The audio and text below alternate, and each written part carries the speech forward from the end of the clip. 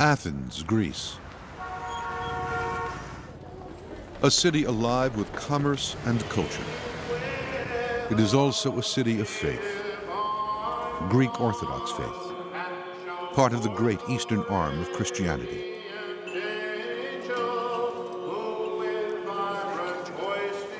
But there was another world here once, of which only tantalizing fragments remain. Those who reach back through time, both above ground and below, are in search of a world that was equally alive and equally devout, the world of the ancient Greeks. It still speaks to us today through one of its legacies, Greek mythology. It was populated by many gods and goddesses, each with certain powers in the world, and each with a story of their own. For tens of thousands of years, predating biblical times, accounts of the gods and their doings were passed down by storytellers. It is extremely hard, but one tries to fantasize of what was it like in those days. I think favorite stories of gods must have been, thinking back, what did the child think and was impressed about was, how did Zeus give birth to Athena from a headache?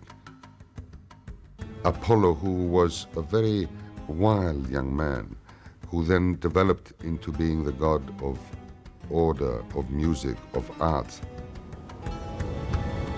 Poseidon, who would create storms when he was angry. Athena, who was the protector of our capital city and was in favor of peace. Presiding over all was Zeus, god of the sky, god of thunder. Zeus is a sky god, and you're in the domain of Zeus when you're out there in nature. Zeus had some control over whether you had a good day or a bad day, and a good life or a bad life. He had two jars on the doorsill, and there was a jar of good and a jar of evil. And to each man, Zeus would pour out a portion of good and a portion of evil. There was Aphrodite and Artemis, two sides of the same coin. Aphrodite.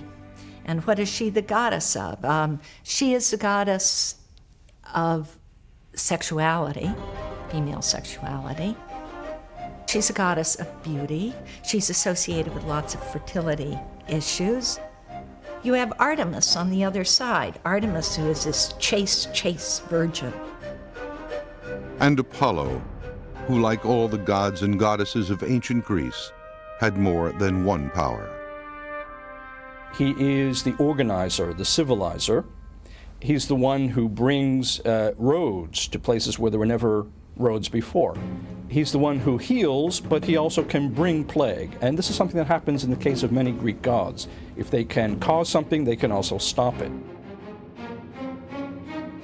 He was a god, I heard it most brilliantly put, a god of distance.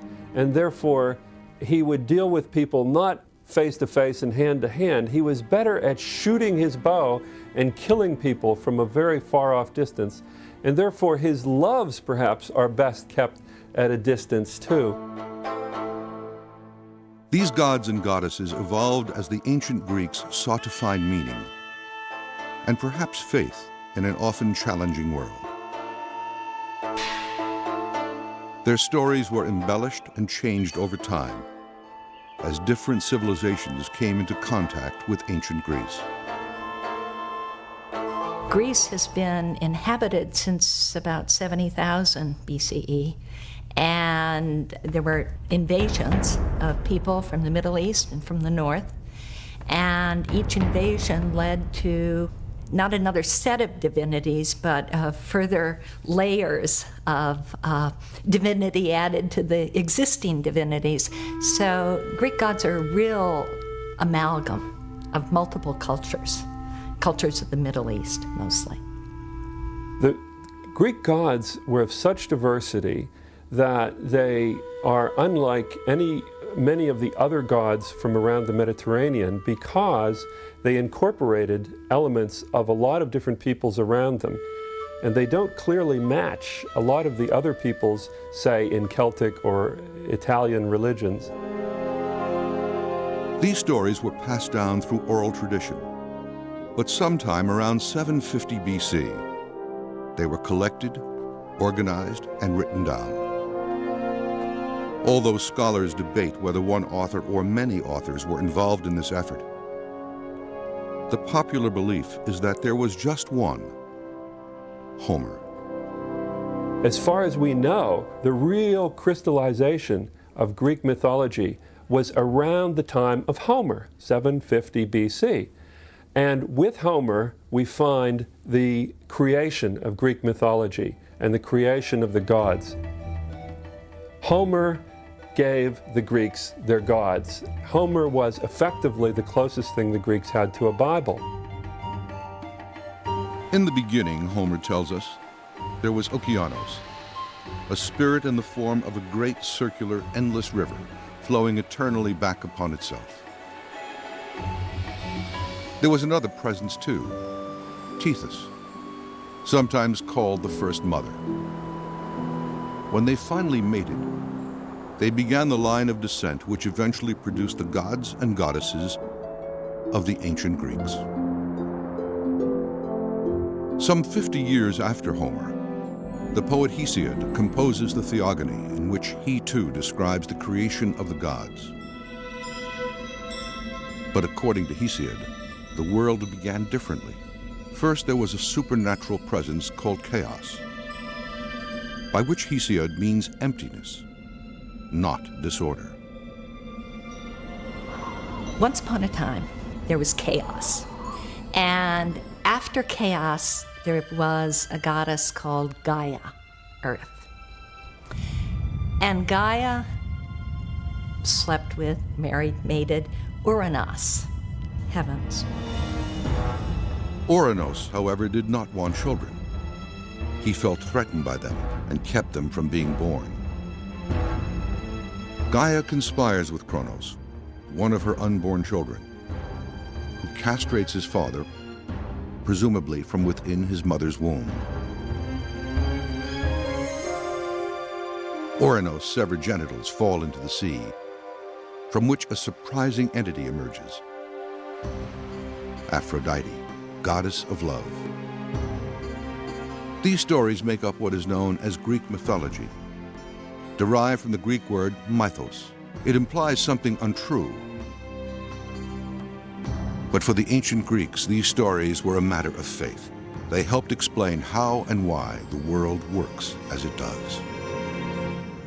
Interestingly, love and war, or violence and sex, are deeply connected in Greek mythology, and not only in Greek mythology, but in a number of mythologies.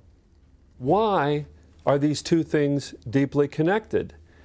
I think that the ancient peoples, and certainly the Greeks, felt that deeply passionate feelings were somehow connected in the human mind and in the human emotions. That is, great desires and great fears or great hatreds were somehow linked. In this way, the stories and characters of Greek mythology had real-life application. Hesiod's creation story goes on to tell how Kronos frees his brothers and sisters from Gaia's womb. These beings would be known as the Titans, born only after their father has been castrated. The theme of conflict between father and son continues, as Kronos himself now kills his own children. Kronos married Rhea. Every time Rhea gave birth, he'd swallow the children. Rhea desperately wanted to have some children, and so she took one baby, Zeus, when he was born, and wrapped him up and hid him in a cave in Crete to be raised, and gave Kronos a stone wrapped up in swaddling clothes that he swallowed so that he thought he was swallowing the baby. Well, Zeus grew up, came, attacked his father, and all the children emerged. And those were the beginnings of the Olympian gods. Zeus retrieves the rock with which his mother deceived his father.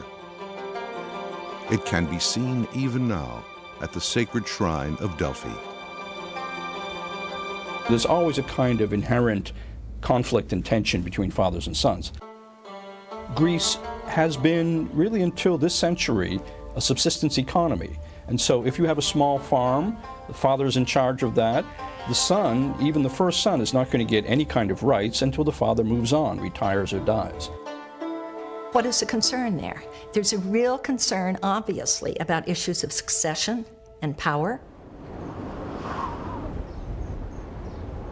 After Zeus rescues his brothers and sisters from their father, they seize Mount Olympus. From this stronghold, they battle for control of the world against their father, aunts, and uncles, all of whom are Titans. Finally, the gods and goddesses of Olympus prevail. They acknowledge Zeus, who is also god of the sky, as their king. But human beings have yet to appear on the scene.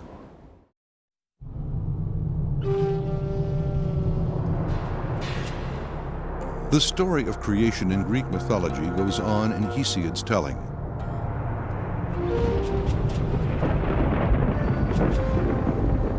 Generations of gods continue to struggle with one another, all before humanity's arrival in the cosmos. I think it says something very interesting about a culture, whether it considers its formative moments to be ones of conflict or ones of sort of unified production, peaceful production. I am overwhelmed each time I study or teach a course that deals with Greek mythology, how persistent these conflicts are. After triumphing over the Titans, the great god Zeus marries Metis, a Titan herself, and therefore his aunt. Eventually, they have a daughter who bursts fully grown and armed from his forehead. This is Athena, goddess of warriors. Other gods and goddesses enter the world, each with different functions. They all have, however, one thing in common, an attribute which sets them apart from virtually all other divinities in the ancient world. Their images are human.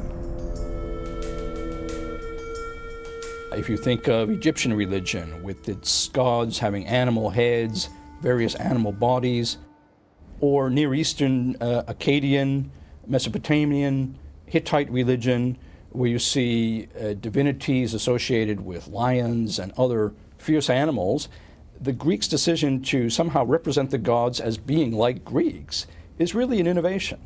And we're not really sure where it came from. When you think about divinity, you're talking about the unknown. And you really can only talk about the unknown in terms of the known. In the Hebrew Bible, in Genesis, it says, God came down and he walked in the Garden of Eden in the cool of the evening. It's almost impossible to talk about divinities without doing something like that. Xenophanes said, if horses could draw, horses would draw their gods as horses. In Homer's telling, it is only after the gods and goddesses take up residence on Mount Olympus that the story of human beings begins to unfold. The Judeo-Christian account of the world's beginning culminates in God's creation of man, who is given dominion over all the other creatures on earth. However, the ancient Greeks believed the birth of humans is of little importance to the cosmos. Although the Greeks had a human-centered universe, their view of man was almost as an afterthought. He was a smaller creature in the universe, something certainly lesser than the gods. And therefore the creation of humans had to take a second or third place down the line in the Greek world of the cosmos and the Olympian deities. So why was the creation of man given such a small role in the creation of the universe? It could be that Greeks just assume that human beings were always around, that human beings are in fact so important that there was never a stage when they didn't exist. It's still something of a mystery. I like to think that Greek myth reflects a certain understanding by the Greeks of humans' place in the world, that humans are not the center of things, that there's a whole wealth of the created world into which humans have to fit. This is a great contrast with a number of other cultures and belief systems. As with the dawn of the gods, Greek mythology contains different tellings of the creation of man. In none of them are mankind's beginnings auspicious. We lived like ants in the ground, and we couldn't read, and we didn't know the seasons, and we didn't know the weather, and we couldn't think, and we couldn't hear. We were just despicable worms and worth despising. In Homer's version of the creation of humans, the god Prometheus forms the first man out of mud and breathes life into him. In Hesiod's telling, Zeus creates succeeding races of men: gold, silver, bronze, and iron. It seems that each race symbolizes differing aspects of the human condition. The first race of men is made of gold. Their lives are easy, their crops abundant. They literally feast with the gods. In the beginning, there was a golden age, and people lived on the earth, and all the crops grew of their own accord, and everybody was good, and everybody was just. And those people, after a while, just disappeared. The golden race appeared to have lived a perfect existence, seemingly in paradise. And yet, this race vanishes without explanation. In the biblical account of paradise, life's hardships are seen as a result of Adam and Eve's fall from grace in the Garden of Eden. For the golden race of men in Greek mythology, there is no such explanation for their disappearance. The reason for their fate remains a mystery. The Greek system in which humans and their creation are not really a topic of concern is so different from what you find in Genesis, where we have this focus on the creation of the first man. Of course, in Genesis, it's related to the further story, what happened after the first man and woman disobeyed God. In Greek myth, disobeying the gods is not such a big deal as it is in Genesis. So why doesn't Hesiod have an answer, or why doesn't Hesiod give an answer to why the golden race came to an end with the Judeo-Christian myth of the fall from the Garden of Eden? Because that clearly was the fault of Adam and Eve. And what that means is there is no really good explanation for why the world is so difficult now, why humans can't have an easy time. After the golden race becomes extinct, Zeus fashions men from silver. But this race is not very evolved. The Silver Age people were babies forever, and then they had this short period of maturity, and then they had a horrible old age. And they disappeared under the earth. They were more arrogant and did not worship the gods sufficiently. Next come men of bronze, who exterminate themselves through constant warfare. Eventually, the race of men who live today appears. They are said to be men of iron. So basically, this story of degeneration has moved to the present age, where actually it shows a balance in these various views of the important things in life for the Greeks, namely your attitudes to the gods and your attitudes towards warfare and fighting for your city-state, and how you can get along or not get along with each other. Interestingly, all these stories account for the creation of only half the human race, man. Woman is created as an affliction. a punishment. And all because of a trick. The first woman was sent to the earth as a punishment to mankind. Now, this sounds incredibly misogynistic, and it was an incredibly misogynistic story on the part of Hesiod, who told this in 700 BC. But the story goes that one of the gods, Prometheus, tried to trick the master and king of all the cosmos, Zeus. Prometheus is a trickster god. He's a smart god. Prometheus means forethought. He killed a sheep, and he took the sheep, and he took all the good, wonderful meat, and he put it inside the disgusting belly. And he took all the bare bones, and he wrapped them up in the beautiful white shining fat, which is, of course, what burns in a sacrifice. And he presented these two bundles to Zeus, and he said, "You pick." Zeus knows he is being tricked by Prometheus, who represents humankind. In retaliation, Zeus punishes man by taking away fire. Prometheus, in return, steals the fire back and gives it to humanity.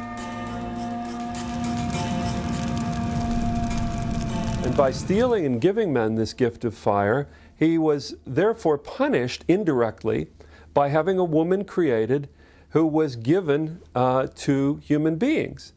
Now, Zeus didn't just sort of give this evil thing, as he thought, to mankind. He called it a beautiful evil.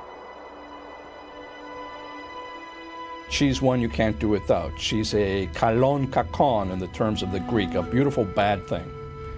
And so Greek myth, Greek poetry likes to have it both ways. Women are beautiful. Women are something irresistible. At the same time, women make you work. And so they're a bad thing. I do think that throughout Greek mythology, you see a repeated emphasis on the threat that women pose. The threat they pose because of your need for them, the need to have children, and the very real fear of losing control because of desire. The overwhelming feminine sexuality threatens men. Zeus does not give just any woman to men. Indeed, he gives men a kalon kaikon, a beautiful evil. Her name is Pandora, and she comes with a jar full of evils to let loose in the world.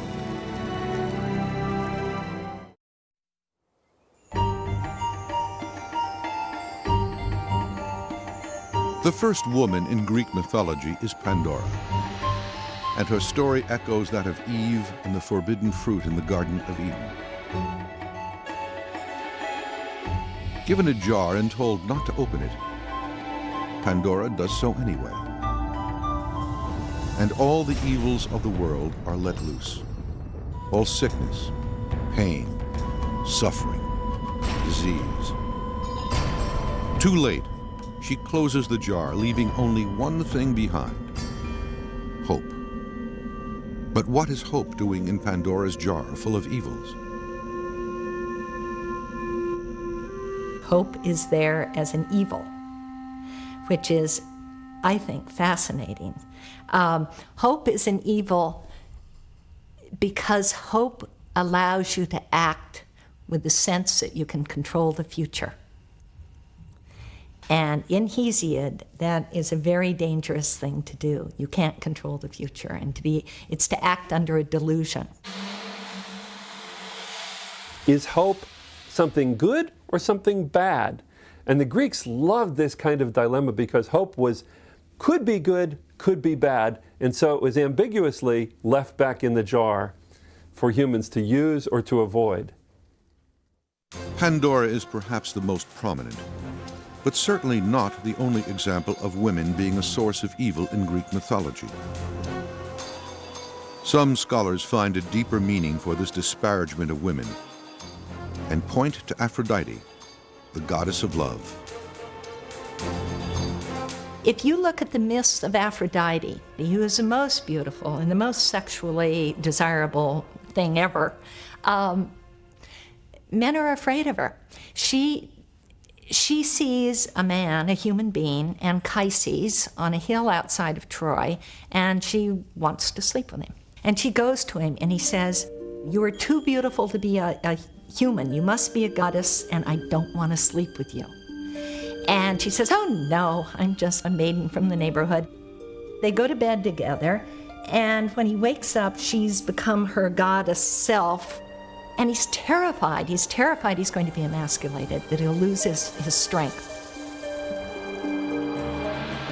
In contrast, the ancient Greeks believed that Athena, a goddess without a sexual role, is a great force for good. Athena is the protector. Athena is the warrior divinity who leads the just defense war. She is the city goddess, and in many respects, the most important divinity the Athenians have. And that might be true for many other cities where you have an acropolis with a temple of Athena on top. And thus the world of Greek gods and goddesses is not merely a collection of colorful stories, but a window on an ancient civilization, its thoughts and its values. The kind of nonlinear thinking that you see in myths, the sort of narratives that leap all around, that introduce strange creatures, look a lot like dreams. And so the question, I think, is whether Greek myths are somehow the collective unconsciousness of Greek civilization at an early period. Whether conscious or unconscious, the gods are very much present in the everyday lives of ancient Greeks. In each of the mountains, in each of the plants, in each of the emotions they felt that there was a God in control behind this.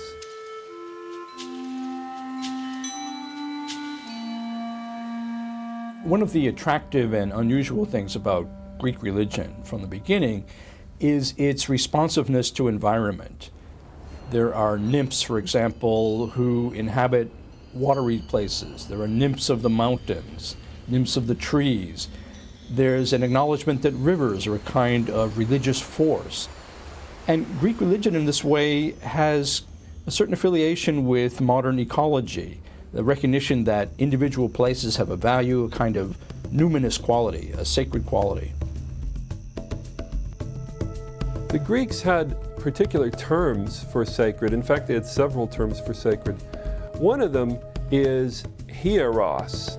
And hieros means that it belongs to the gods. In fact, the Greek word for religion is ta hierai, the sacred things. And so the stories in Greek mythology are used to explain an often difficult and random world.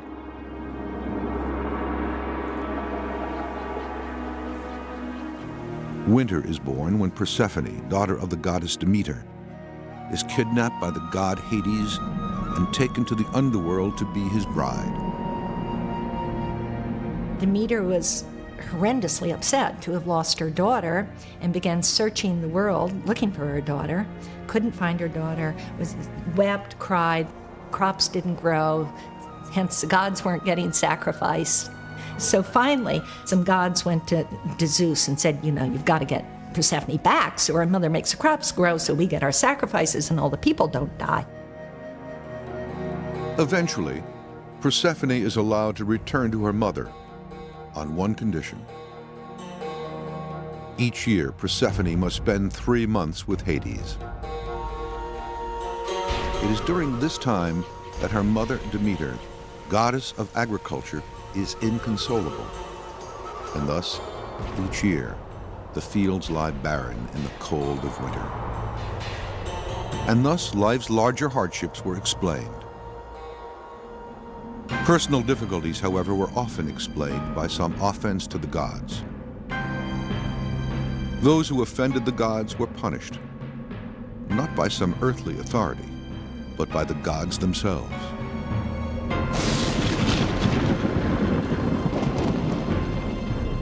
There's a Greek word, in fact, desidaimonia, which means fear of the gods or respect for the gods. And this was a positive thing. Life was felt to be fairly precarious And you needed to do everything you could to get whatever powers ruled the world on your side to keep safe. Many of them lived one drought away from starvation. And you just didn't mess around with the world like that. One of the things I love about Greek myth is it never lets people off the hook. It never says, this happened because the gods made it happen. It's our fault, if we can just understand why. It's sort of I think, a difficult world to exist in. In a difficult world, people often look for a hero, someone to bring deliverance from a life seemingly filled with adversity. Some believe a child born of a Greek god and an earthly woman prefigures the appearance of Christ. Was this destined to happen?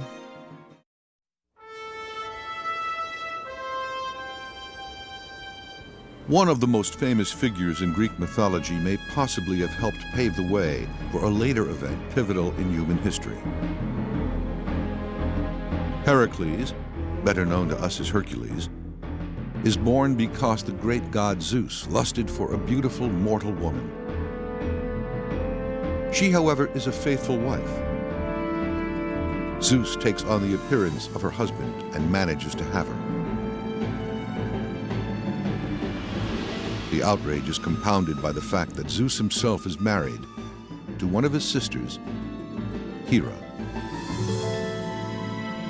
The notion that the gods are not always ethical, not always honest, is also one that makes sense when you think about it. And the Greeks seem to have been comfortable with it for many centuries. It makes sense because if the gods are humans, but better off somehow, more strong, more powerful, immortal, they never have to take the consequences of anything they do, whereas humans do.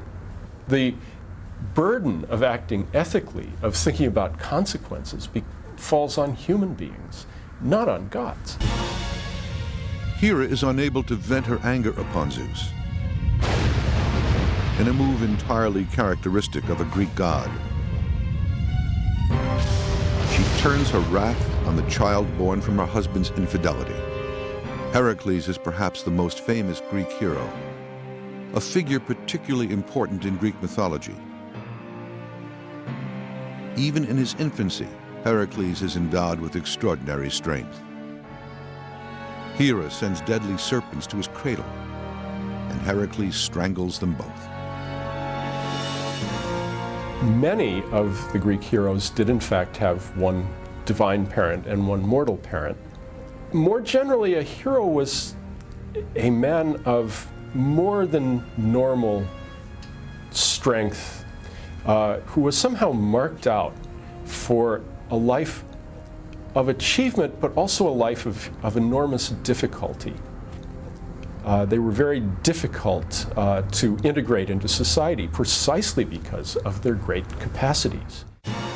The vengeful Hera continues to pursue her husband's illegitimate son throughout his life, periodically driving him into fits of anger and madness. Deeply regretting the murders and other crimes he commits during these fits, Heracles undertakes great tasks of repentance, often the killing of tyrants and monsters.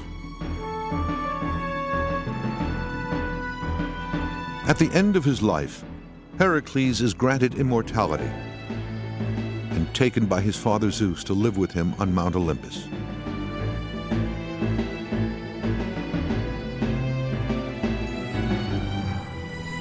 And thus, the story of Heracles may have paved the way for the Apostle Paul, who brought word of a new faith to the Greeks centuries later. They had a story of a son of God, Heracles, who suffered and died and then went through an apotheosis, himself went up to Olympus.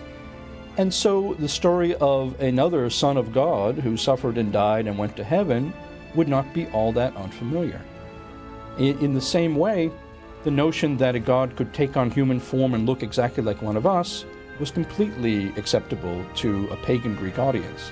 And so early Christianity proceeded in Greece and struck roots in Greece quite easily. Not quite a Christ figure, but elements of that, because it was someone who through toil and suffering and labor and loyalty achieved divinity. While Heracles is unique, he is only one of many heroes who walked among the Greeks. There are Achilles and Ulysses, great warriors of the Trojan War, and Theseus, whose feats include killing the dreaded Minotaur, the creature that feasted on the flesh of Greek youths. But heroes did not have to be offspring of the gods, nor were they necessarily heroic in today's terms, risking grave danger for the sake of others. For the ancient Greeks, a hero was someone who broke the bonds of ordinary life, regardless of the consequences. It's not necessary that a hero be descended from a god or a goddess. It's not necessary that a hero even do something good in life. And so achievement is more doing something extraordinary and being recognized for it.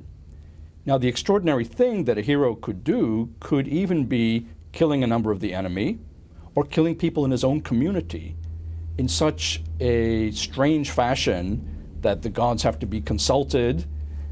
So the heroes are dangerous, unusual individuals, extraordinary but not necessarily extraordinarily good. Heroes really are a projection of what it is to be human on a large scale. They really focus both the great potential of human beings at their best and also the vulnerabilities of humans. Another unlikely hero is Oedipus, who kills his father and marries his mother. Having fulfilled his terrible fate, Oedipus then blinds himself and seeks redemption. It is a story for the ages, speaking to the darker side of feelings between parents and their children. I think there definitely was a thread of Greek culture and of Greek mythology which was interested in the conflict between father and son.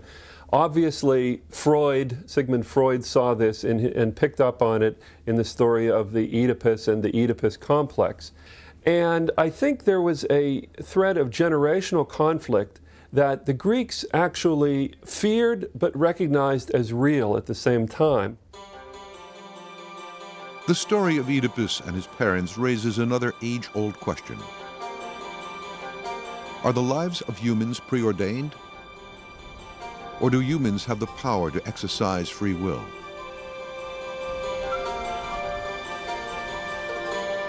Oedipus is someone who, for no reason ever given, has this fate that he will kill his father and marry his mother.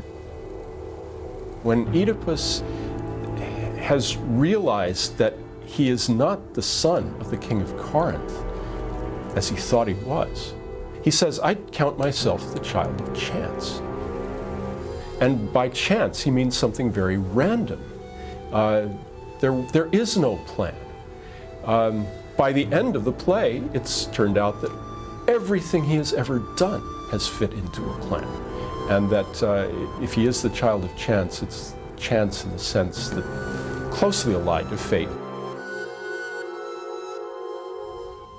He, Oedipus, the man, made choices. When he learned he was going to kill his father and marry his mother, he fled his home, not knowing he was adopted.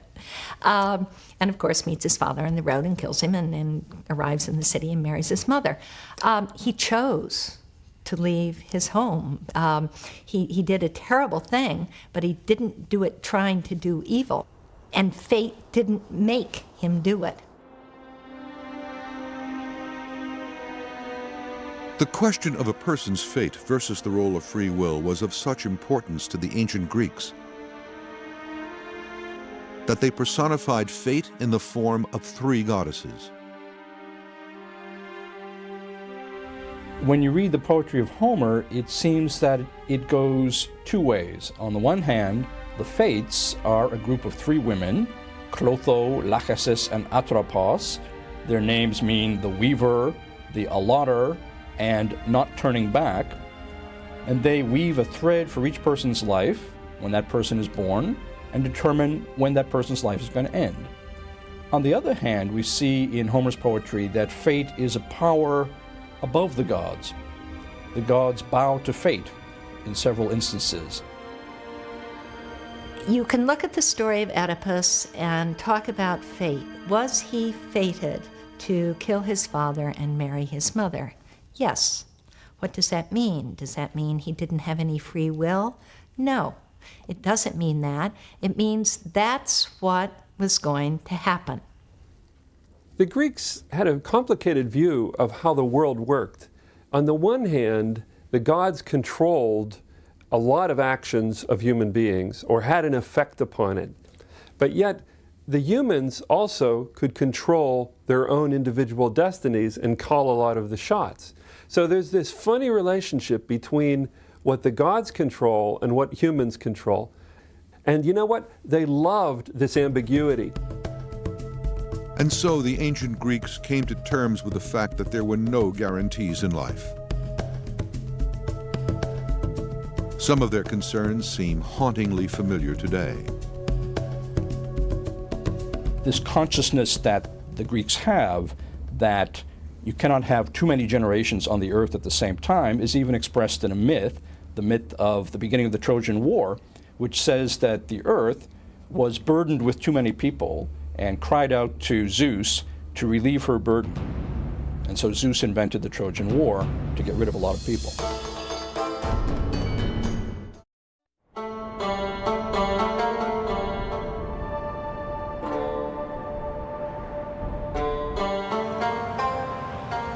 The stories of the gods and goddesses of ancient Greece are eternal. They still speak to us today.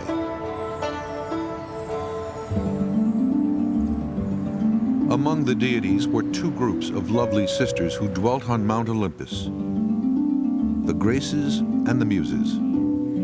The Graces bestowed beauty, charm, and gratitude on the mortal world. The Muses had a profound impact on how generations since have passed the tales of the gods and the sagas of that long-gone era through oral tradition. From their lofty plane, they descended to the earth, teaching history, astronomy, and the arts. Each one of the 9 muses is associated with a particular subject, usually concerning the arts and sciences. For instance, Clio, the proclaimer, is the one that is associated with epic poetry and is the muse of history. Now, the muses are very well known because we have words like museum, the seat of the muses that are in contemporary English, and of course Greek. Greek stories are about those things that people regard as important. They wouldn't have persisted if they weren't. I mean, if stories are going to last and be retold for several thousand years, there must be something in them that has meaning for the people who hear them across generations. Evidence of the divine was everywhere. To the Greeks, the gods were as real as the fields they tilled and the families they raised. The number of little shrines that would be all around a city, the number of dedications to gods in big sanctuaries, really does speak to a pretty strong belief in them. Life was felt to be fairly precarious, and you needed to do everything you could to get whatever powers ruled the world on your side, to keep safe. From cradle to grave and from season to season, every phase of human life was intertwined with the gods. As ever-present as they were for the ancient Greeks, the same gods were not always worshipped throughout the land. 3,000 years ago, Greece was a patchwork of independent city-states. linked by a common language, culture, and trade. But while the principal deities such as Zeus, Prometheus, and Demeter were worshipped in all of the more than 700 different city-states, each town and village laid claim to its own god. The landscape of Greece is just full of gods. Gods who might not even be heard of in the next village. Every little stream, every spring of fresh water, something you come to appreciate in the dusty Greek climate, has its own divinity. The hills divided up village from village and people from people. So each village was encouraged to have its own favorite gods and its own favorite heroes. And I think that, in terms of the natural layout of the land, was very important in the formation of myth and of their religion. The gods were many, as were their functions. Hermes was the protector of flocks and herds of domesticated animals. Hera was the goddess of marriage as well as paternity. Eros prevailed over matters of love. Hephaestus was the god of fire and volcanoes. Poseidon ruled over the sea. There was Pan, part human and part goat.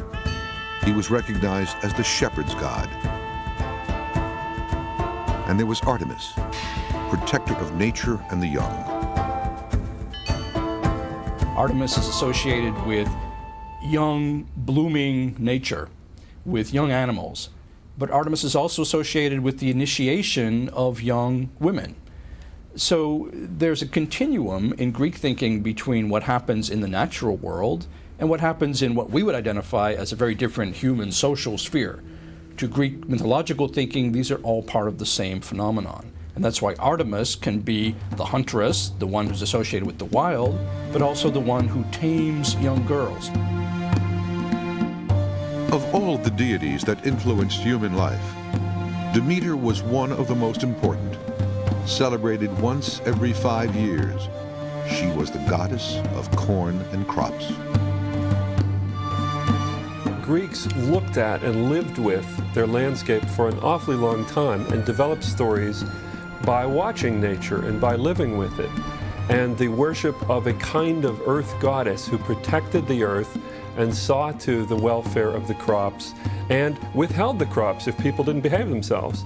All of that was part of the Greek view of the cycle of nature. The relationship between man and the divine was not simple. However, theirs was an uneasy alliance. Though the gods were powerful and immortal, they were not beyond human questioning. The ancient Greeks often criticized the immoral behavior of the gods. They could act in excess. Each one had passions, had made mistakes, but the mortals had to respect their own boundaries. This is the main difference between gods and mortals. Gods could do anything they liked, do as they please. Mortals had to refrain from excess. Greek gods and goddesses are facets of what could become of a deadly passion. What could happen to mortals if they really step over a boundary. Now, we might think of criticizing the gods as a kind of blasphemy, but in fact, it reinforces the notion that the gods do exist. And I think what was really being criticized were other Greeks' attitudes about the gods. Something that's very hard for us to understand is that the Greeks could play with their notions of gods. Superior to the humans over whom they held sway, the gods were nevertheless subject to the same passions, failures, and weaknesses of mortals. They knew love, despair, and tragedy. They took on human form and were vulnerable to injury and illness. But unlike people, they healed quickly. Of course, they weren't just humans, they were different from humans in many ways. They, first of all, obviously never died. Secondly, they had incredible powers of strength and knowledge. But the reason why they're in human form is that the Greeks had tremendous pride in the human form. the Greeks had such high value for the perfection of human intelligence and physicality that they could not imagine a more perfect form to attribute to the gods. This notion that the gods are humans plus seems to have answered a very deep need in the Greeks. It's a sort of fantasy of overcoming all the weaknesses that make us humans what we are. The gods were also subject to similar laws which governed humanity. Hermes was the guardian of travelers. When he cleared a pathway by killing the 100-eyed monster called Argos, he had to stand trial for the deed. Well, he's a god, but he's polluted. And so he had to stand trial. And the way the gods all cast their votes was by putting a stone at his foot, which made a stone heap, which is called a herm. Though the gods were not perfect, they were not powers to be trifled with.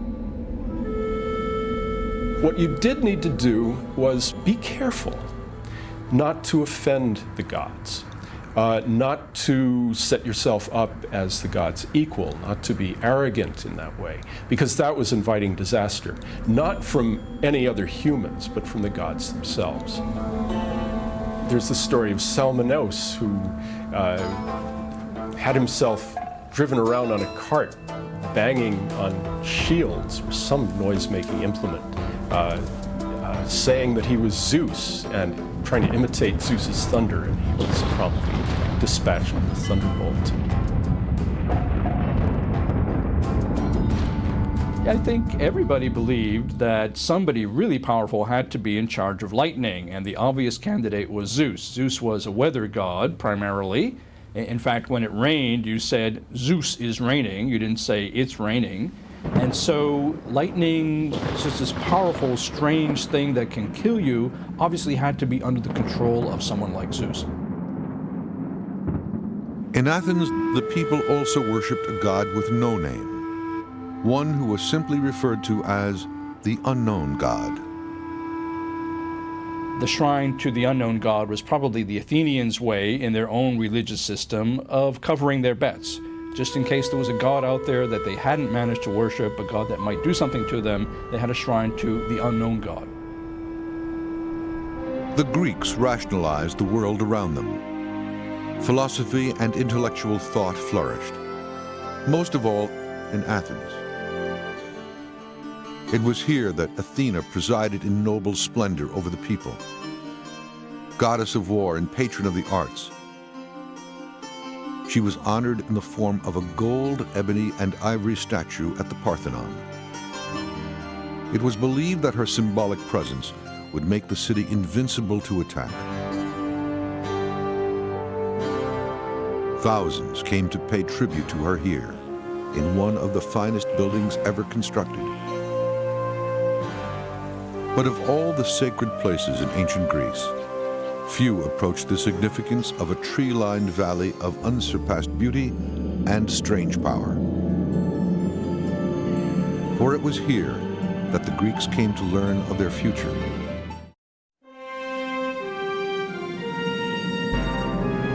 This is Olympia. 2,500 years ago, a 40-foot-high statue stood here. It was made of gold and ivory and was considered one of the 7 wonders of the ancient world. Dedicated to Zeus in celebration of his omnipotence, this ancient wonder presided over the oldest known organized sporting event on Earth, the Olympic Games.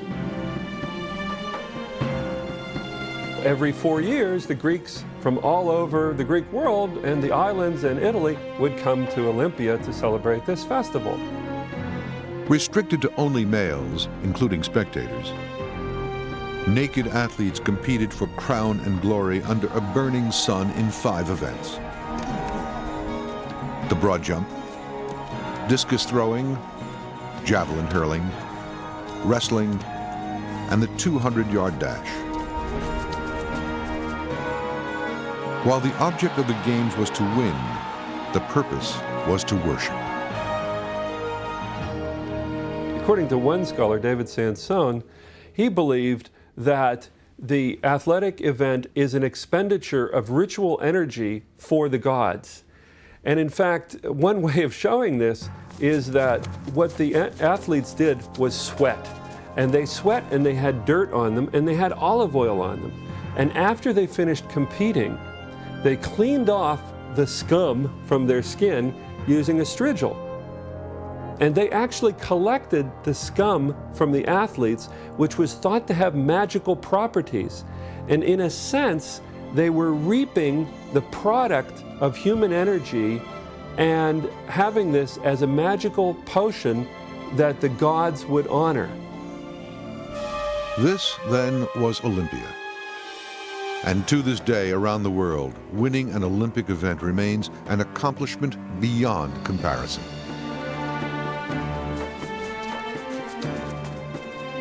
When I had the luck to win the Olympic Games and come first, my country hadn't had a first place in any Olympics for over 50 years.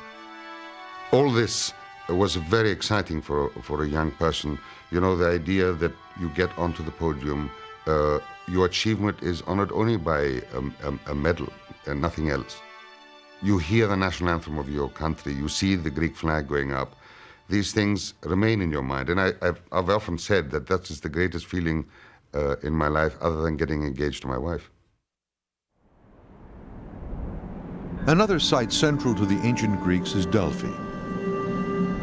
Mystical and mysterious, Delphi is perhaps best known as the place where a famous oracle resided.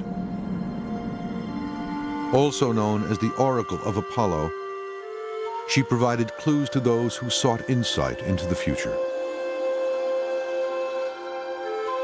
The Oracle of Apollo was a priestess who was named the Pythia. People would come from all over the known world to seek the advice of this priestess for important questions, often affairs of state, political questions, and direction. Unfortunately, the oracle spoke in a language no one could understand. Her pronouncements on the future had to be translated by a prophet. But even then, her prophecies were often obscure. There's one famous ambiguous answer in which a great king asks the oracle, "Should I go to war?" And the oracle says, "If you go to war, you will destroy a great kingdom." And so the guy goes to war, and of course, his kingdom is the great one destroyed, and he should have read that the right way. The oracle always gives you a kind of question in return, a puzzle, an enigma that you have to answer. Humans are born and they grow up and they make a choice to do this and to do that. At any point in their life, they could go to Delphi and hear an oracle like, "Beware of the sea because it will kill you." And you spend your whole life avoiding the sea so that you won't get killed. Then one day, you're in an aquarium, and a tank bursts, and you drowned in this seawater, in this saltwater aquarium, or something more sensible than that. Did fate make that happen? No, it's just the God knew the future and could say that it was going to happen. Delphi was also the place where a son of Zeus presided. His name was Apollo. In addition to presiding over Delphi, Apollo had other responsibilities. He was the god associated with sexuality and love. Ironically, Apollo himself was never known to be a great lover. Apollo is beautiful. He's the most beautiful male, as Aphrodite's the most beautiful female. He is the best athlete. He is a beautiful singer. He is strong and a marvelous archer. He's your perfect human being, your perfect male. And he has this sad, sad life. He falls in love over and over and over, and none of the women want him. And he attempted to rape girls at certain occasions in his life. He's really a god, I think, of distance and rationality more than a god of love. Perhaps the most tragic of Apollo's romantic escapades was his love for Cassandra, daughter of the king of Troy. As Greek mythology would have it, Apollo and Cassandra's tragic affair would directly impact the course of history. He falls in love with Cassandra, who's a princess in Troy. And he says, you know, I'll give you the gift of prophecy if you will sleep with me. And she says, okay, and he does. And then she rejects him, and he makes it so that no one will ever believe any of her prophecies. And thus, according to Homer, a seemingly insignificant lover's squabble later played a major role in one of the classic battles of the ancient world, the Trojan War. The Greek stories of Homer told of a glorious day in which all the Greeks actually did one thing together. They did an expedition, and they fought the Trojans. According to Homer, the conflict begins when Paris, son of the king of Troy, kidnaps the beautiful daughter of a Greek king. Furious at the abduction, the king and his brother unite all the leaders of the Greek world to join in an attack on Troy. For 10 long years, they lay siege to the city, but to no avail. Troy is a fortress, all but impenetrable. And then a Greek general named Odysseus comes forward with a plan that will echo through history. He suggests the Greeks build an enormous wooden horse and pretend to leave Troy, as if the great horse were a parting tribute. But Helen, the Greek princess, who has now fallen in love with her captor, knows her people well and suspects a trick. Helen, who went and imitated the voices of many wives of the companions of the Greeks, and walked around the Trojan horse, hoping that some of them might hear the voices of their wives and really cry out. Odysseus was the one that restrained his companions from revealing themselves. And so, tragedy awaits the unsuspecting Trojans. The horse is brought inside the walled city. But they have one more chance when Cassandra, the Trojan woman who spurned the god Apollo's advances, also tries to warn her fellow citizens. Another warning came from Cassandra, the Trojan princess. She had been given the gift of prophecy by Apollo in exchange for sleeping with him. But in the end, she refused, so Apollo made sure that nobody would believe in her prophecies. And thus the god Apollo gets his revenge on Cassandra, the mortal who spurned him. It is unfortunate for the citizens of Troy. After much feasting and celebrating, the Trojans fall asleep. Late at night, under cover of darkness, the Greek armies return. Within the walled city of Troy, Odysseus and his men slip quietly out of the wooden horse's belly and unlock the city gates.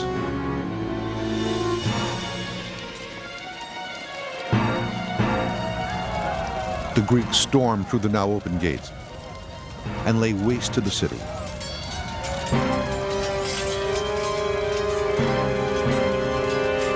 But revenge does not a better lover make. Apollo would remain a failure in affairs of the heart. In stark contrast to Apollo in the area of romance is the other god who presided over Delphi, Dionysus. Dionysus, on the other hand, is a guy you'd expect to have a lot of luck with the ladies. He's a god who is a god of the vines, he's a god of wine, He's a god of vegetation. He's a god of the sea. So he's a god who's been described as a god of the fluid element, a god of fluidity. And I think that's an excellent description because he's a god who can induce madness on the individual. Your mind can turn to a fluid mush if you're under the influence of Dionysus, whether it's through drink or through some religious ecstasy. Strong emotion is Dionysus. Formal expression is Apollo.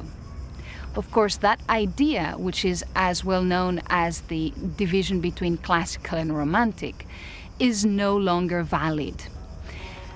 Yet, the idea of relating Apollo and Dionysus was one that was quite pertinent in antiquity. During the 3 winter months at Delphi that Apollo was absent, Dionysus replaced him. Dionysus is the god of civic disorder, but also the god of imperial democracy, whereas Apollo is the god of civic order. And thus, as is so often the case with the gods of ancient Greece, there is a moral to the story. In this case, the lesson lies in the very contrast between Apollo and Dionysus. Dionysus is a god who is worshipped by women and is worshipped in the countryside and leads women out of their homes, away from their looms, to the tops of mountains where they dance all night and carry torches. And men thought drank a lot. We think about Apollo as the god of reason, as the god of order. On his temple at Delphi, there are all these things. It says, nothing too much, Medenagon, nothing too much, moderation in all things. While the gods loved, battled, and ruled over earth and sky, beneath the fertile folds and sun-drenched landscape of ancient Greece lay another domain, a dark and foreboding place.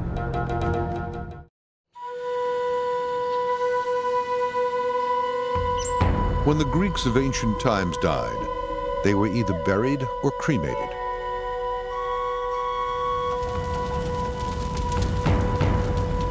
Beyond death lay the underworld, a type of shadow existence where there was no conscious afterlife. No one went to heaven. That was the exclusive domain of the gods.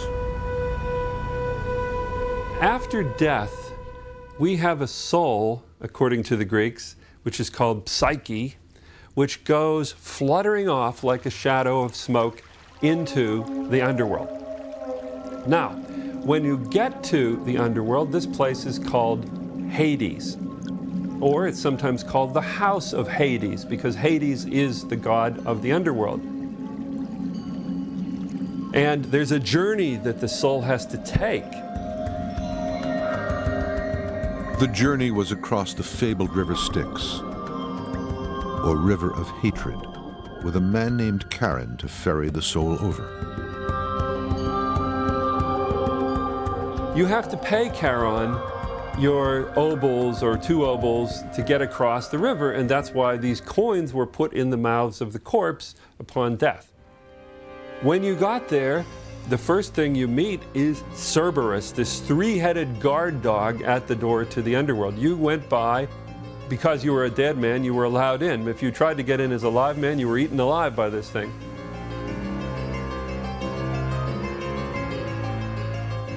In Homer's telling, Hades is a grim and dreadful place.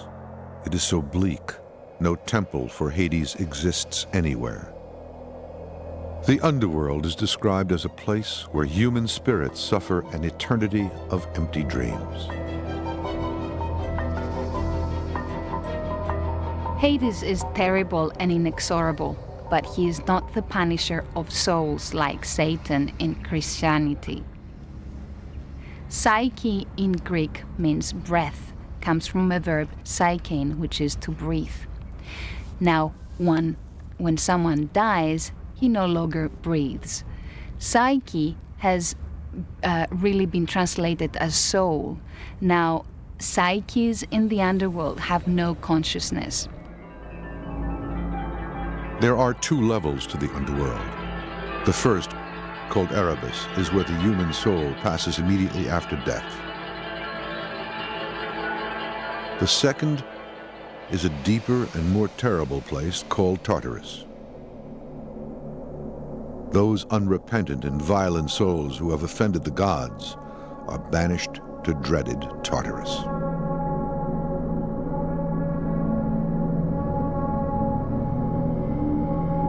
One of the most famous characters who was put into Tartarus was a fellow named Tantalus.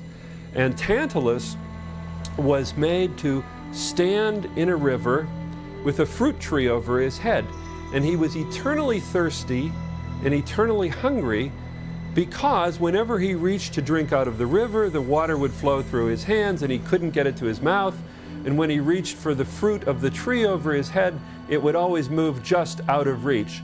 And so he was eternally tantalized, as we have the word from it now. Thus, the gods and their stories gave meaning to the different cycles of life, and even the possibility of an afterlife. They also helped the Greeks establish a morality and a body of ethics. In ancient Greece, one of the most advanced civilizations of its time, these stories eventually inspired the birth of a new art form, the theater. Later, playwrights such as Euripides, Sophocles, and Aristophanes dramatized them, allowing the epic tales to come to life for people throughout the centuries. The relation of literature to myth and religious belief among the Greeks is a very complicated one. You have to remember that for them, literature, poetry especially, was not the preserve of an educated elite. It was not even originally meant to be read. It was publicly performed. It was accessible to everyone. They had various kinds of performances. They had oral poetry, choral dancing, drama, but they would never think of it as something like one category, and especially they would never think of reading this material. You had it performed. And therefore, it's much more deeply embedded in the local culture. It's not something that only a few people do, read these works. It's something that everybody hears and sees. Some of the early authors crafted their plays and poetry around themes which were critical of the gods, something which later philosophers vehemently condemned. Plato's criticism of traditional literature and of the stories in them was that the gods essentially didn't act like gods. I think Plato especially was very uncomfortable with that because of his own notion of what a god ought to be. You can see some of the same critique in Euripides, in his tragedies, his sense that, gods shouldn't really act the way that a lot of the myths he's treating dramatically show them. Certainly when you look at a drama like the Ion, in which Apollo is represented as a rapist, you begin to question the value of a god like that. Some philosophers believe that redemption is the moral of the story. By the end of the play, the woman who is raped becomes the mother of Apollo's son, Ion. He goes on to become the leader of the city-state of Athens.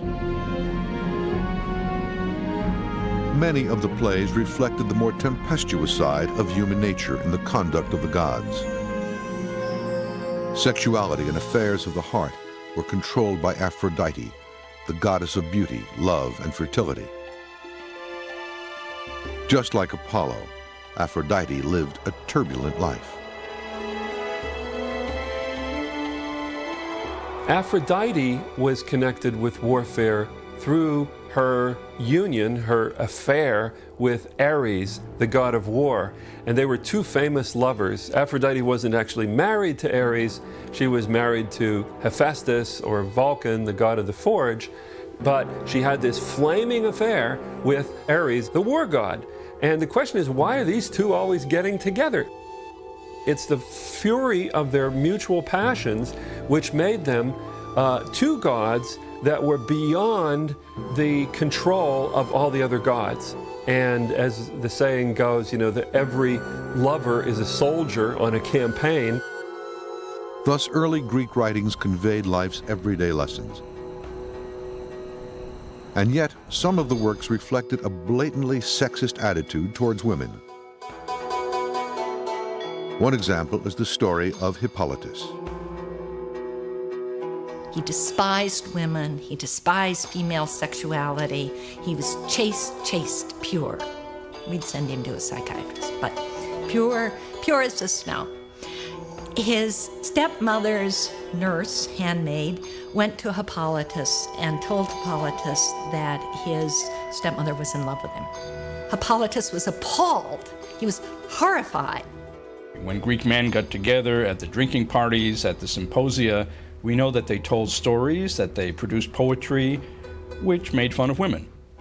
In early Greek culture, women were seen as consumers of men's effort. The man had to farm, the woman simply consumed the effort, stayed at home, cooked, and was always on the man's back. And there's a strong misogynistic strain in Greek literature all the way through the 5th and the 4th century.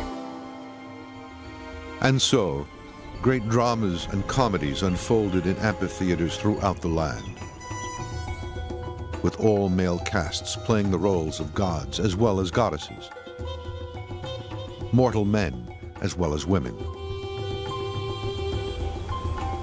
But the Greeks were not the only ones absorbed by stories of deities and heroes. Others were watching too.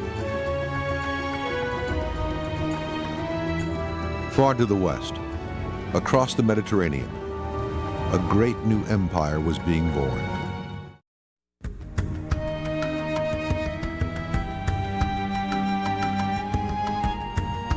The Greek gods and goddesses, like classical Greece itself, would know the ravages of time and change. As functioning deities, they would eventually slip into the mists of history. And yet, they have not completely disappeared. Even though they're not part of our religion, we still need these stories. They're wonderful, rich, richly suggestive tales about how the world works and what we are as human beings.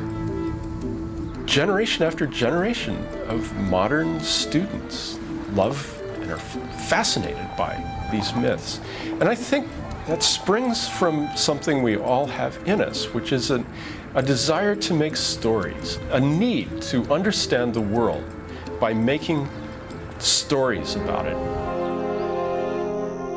Greek mythology has transcended the centuries, coming down to us not only from the great poets and playwrights, but through the conduits of many other cultures.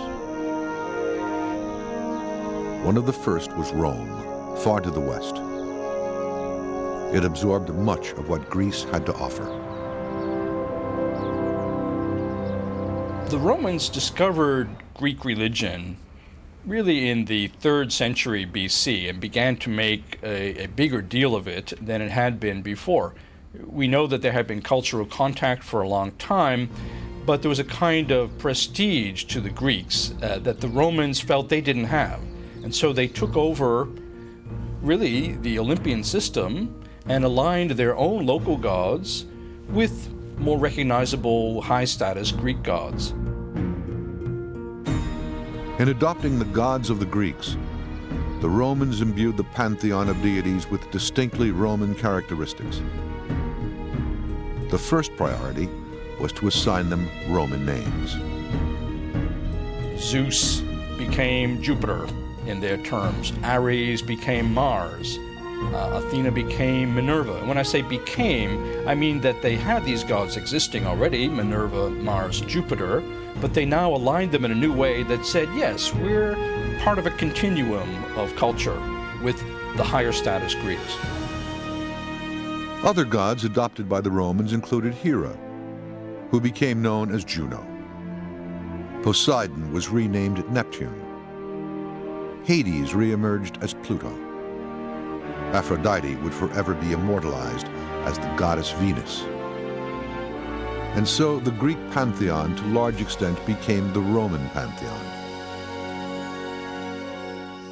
As mighty Rome developed into an empire, it eventually occupied a little-known, dusty corner of the Middle East called Judea. Here the Hebrews clustered around their capital city, Jerusalem, where a new religion was being born. Following the crucifixion of Christ, word rapidly spread of his teachings.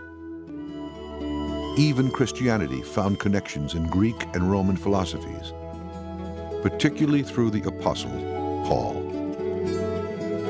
We know that Paul was educated in Greco-Roman terms. He quotes Euripides at least several times in his epistles. Later on, notions that had developed in Platonism especially became crucial in the ways in which early Christians tried to make their religion more understandable to a highly educated class in the Greco-Roman world. In the Orthodox Church, even today, the Greek Christian Church, you still see some of the mysticism that you can identify in the works of Plato in the 4th century BC. The Christian belief that Jesus was the Son of God, yet born of a mortal woman, also resonated with the early Greeks. Because Greek religion was completely comfortable with the notion of gods interacting with human women, I think it helped in the spread of Christianity at an early period that a narrative like that was at its core.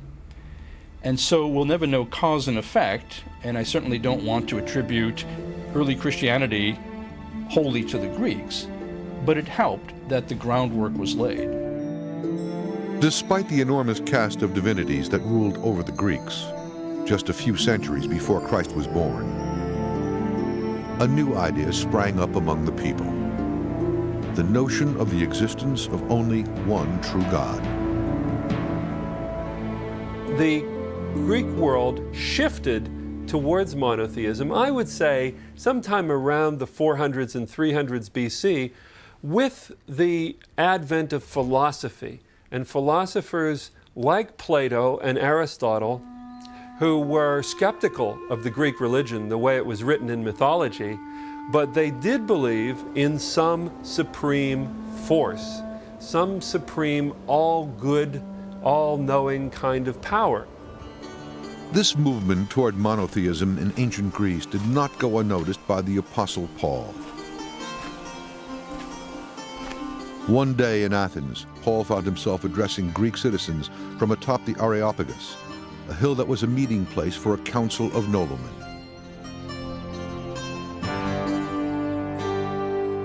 But Paul, standing in the midst of the Areopagus, said, "Ye men of Athens, I perceive that in all things you are too superstitious. For passing by and seeing your idols, I found an altar also on which was written, To the unknown God. What therefore you worship without knowing it, that I preach to you. God who made the world and all things therein, and hath made of one all mankind to dwell upon the whole face of the earth." Acts 17:22. One of the most potent forces that shaped Greek thinking was an awareness of sin. But 2,000 years ago, the concept of sin meant something very different than the beliefs held by the early Christians. The Greek word for sin, the closest one, is a word that means to miss the mark, to err, to go wrong. Now, what does that mean? To sin, if you go too high, it means that you're stepping beyond human limitations. If you go too low, it means that you're not living up to your fulfillment. And so for the Greeks, a sin was really not fulfilling who you are. Though separated from us by untold millennia, the great pageantry of gods, goddesses, and heroes, of muses, fates, and graces, of soaring accomplishments and bitter defeats, is as significant today as it was to the ancient Greeks. the interesting thing about the Greeks at that period who venerated these gods, that they gave to the gods the attitude also of human beings. There was the fighting, there was the jealousy, there was the adultery, there was the happiness, there was the truth, there was the peace. There were all the things that were going on in everyday's life of the human beings was also associated with the gods. And I think that is part of the reason why these things have survived all these centuries in the minds of people and identified in the way the Greeks think even today. Greek myths is a whole body of narratives. Say something very complicated about the world. They speak to a kind of optimism and a kind of pessimism at the same time. Greek myth as a whole really does tell us through a lot of exemplary stories, a lot of different things about the nature of reality, the nature of life, what's important, what we ought to care about. One of the major lessons is that to read any of these stories, which are timeless treatments of big human questions of personal morality versus the morality of the state and laws that are imposed, and how do you negotiate these very difficult questions of the best behavior as a citizen in the state, those are addressed by Greek myths and by Greek legends. And you are left with this feeling that we don't know really what these gods are or who they are. But we know there's some force out there. There's some huge force that's controlling our lives, and that we have to keep an open mind to what that force is doing. That's why the Greeks can speak across 3,000 years of history and tell us some questions, if not the answers, to some of the most perturbing eternal questions in the world. There was another world here once, and the gods and goddesses and people who lived here still haunt the landscape. Their stories still travel across time. As long as people seek a deeper understanding of themselves and their world, ancient Greece lives on.